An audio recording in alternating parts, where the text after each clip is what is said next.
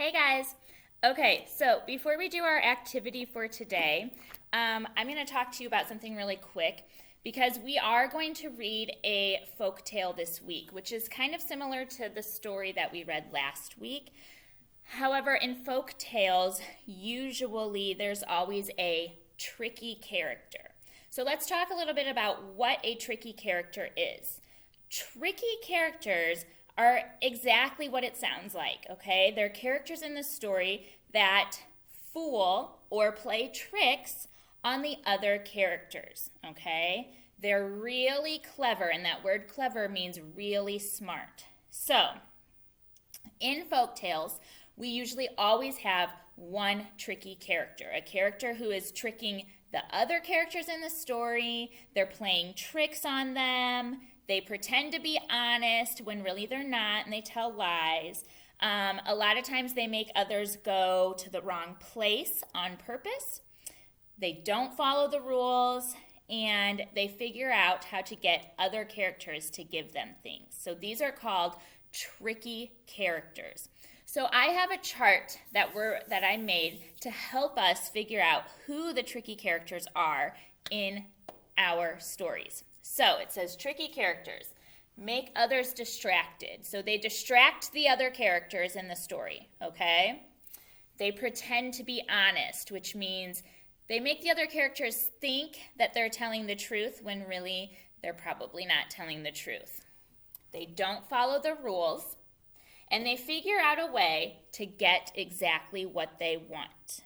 Okay, so we're going to practice with a read aloud today. So I'm just going to read a short story to you, and we will talk about the tricky character that is in our story, right?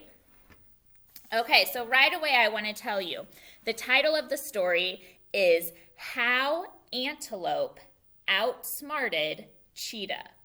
So already in our title, it tells us who the tricky character is going to be, because that word outsmarted means that the antelope played a trick on Cheetah, or, pretended to be honest when he wasn't. So when the title says How Antelope Outsmarted Cheetah, already my thinking voice is telling me that our tricky character in this story has to be the antelope, because the title says, my reading voice says, How Antelope Outsmarted Cheetah. My thinking voice tells me, oh, that word outsmarted means played a trick on. So my thinking voice is saying this title means the antelope played a trick on Cheetah. So our tricky character is the antelope. So I'm going to put that up here.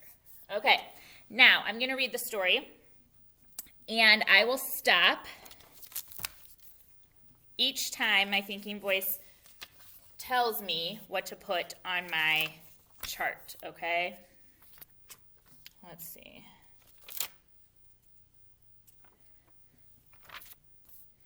Okay, ready. How Antelope Outsmarted Cheetah. Antelope was at the drinking pool with the rest of her herd.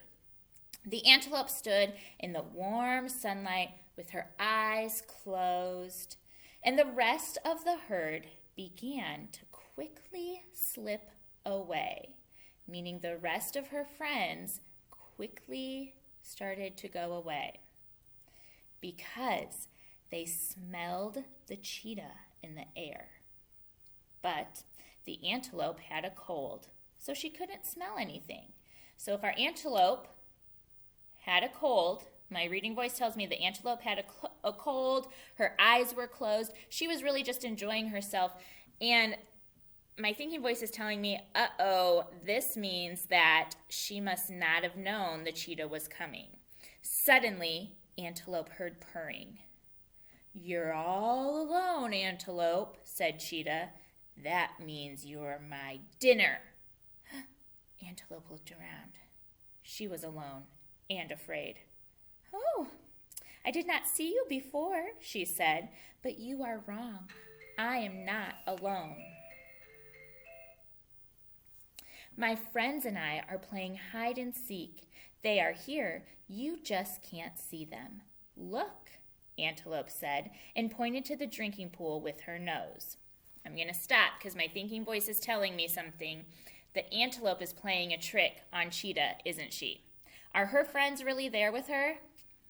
No, they're not. So right away, she's pretending to be honest, but she's not being honest. So let's see. Antelope pretended she was not alone, right? So she is not being honest. Okay.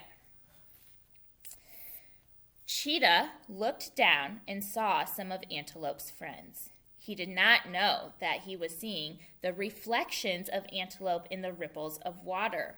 Oh, my thinking voice is saying, that's a distraction, that's a distraction. Hold on a second. Okay, sorry. So right away, Cheetah looked down and he saw the reflection, and so he believed Antelope and thought, oh my gosh, there's all her friends. She was right.